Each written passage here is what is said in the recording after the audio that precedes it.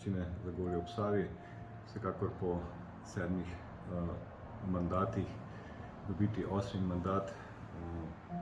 Ta procent, ki sem ga dosegel, je povprečje v prvem krogu vseh mandatov, kar dokazuje, da občanke in občani občine Zagorje ob Savi spoštujejo moje delo, korektnost, ki na prvo mesto postavljamo človeka in naravo.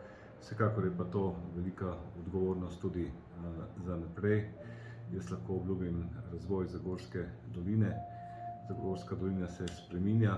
Tukaj bo vsekakor dokončanje izgradnje kolesarske steze Primoža Rogliča, v nadaljevanju tudi projekt navezava na Trojane, potem kompletna rekonstrukcija ceste skozi Kisovec. Vemo, da Kemijski inštitut naj bi sredstvo pravičnega prehoda postavil tudi brezogljični center v Zasavju, v Zagorju. Upam, da tukaj ne bo prišlo do kakšnih drugačnih odločitev, kako na kakšen način ta center postaviti.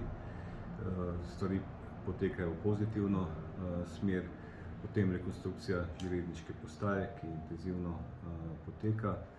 Vključno naj bi tudi v letu 2023 bil razpis za rondo pri čistilni napravi za sanacijo mostu.